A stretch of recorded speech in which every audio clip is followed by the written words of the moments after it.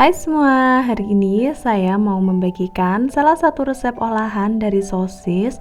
Nah, ini sosisnya mau saya bikin sosis crispy. Buat kalian yang penasaran gimana cara saya membuatnya, ikuti terus video ini sampai habis ya.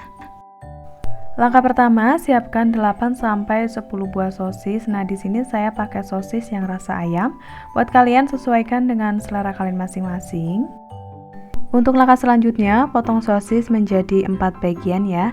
Nah, di sini supaya panjangnya sama rata, di sini saya potong dulu bagian tengahnya, kemudian potong lagi bagian tengahnya yang sudah kita potong tadi. Jadi nanti hasilnya akan sama panjang seperti ini.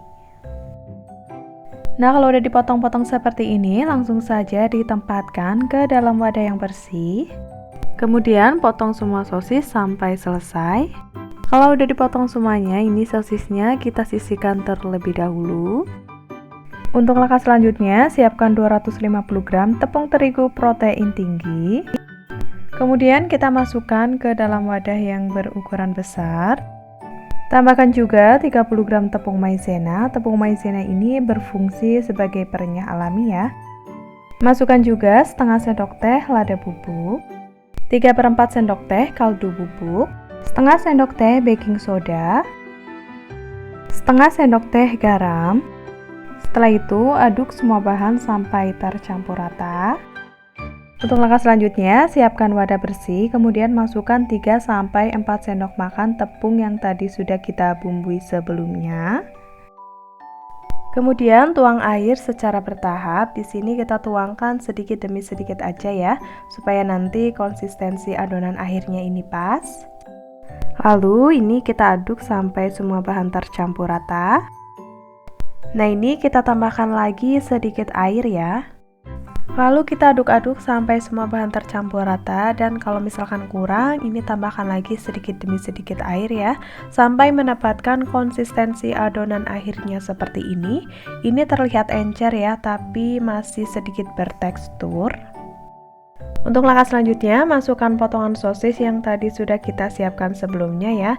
Kemudian kita masukkan ke dalam adonan basah.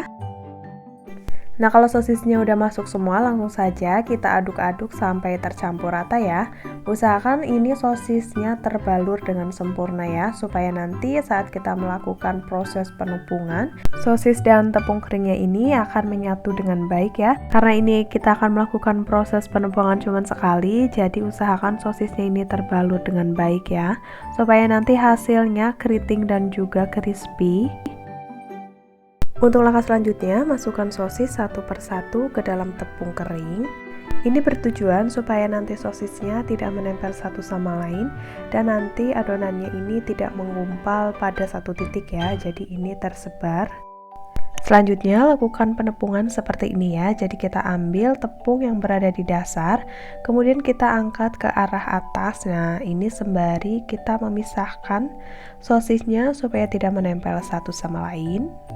Kemudian kita lakukan penepungan dengan cara metode putar ya. Jadi kita ambil dari arah bawah, kemudian kita putarkan ke arah depan kita ya. Kemudian lakukan secara berulang sampai mendapatkan hasil yang keriting. Ini agak sedikit ditekan tapi tidak terlalu keras ya. Nah, ini penepungannya saya pindah ke dekat kompor ya, soalnya ini hasilnya udah mulai kelihatan keriting. Jadi nanti kalau hasilnya udah keriting seperti ini langsung bisa digoreng tanpa harus menunggu terlalu lama. Karena menurut saya keritingnya ini sudah cukup, jadi ini bisa langsung digoreng ya.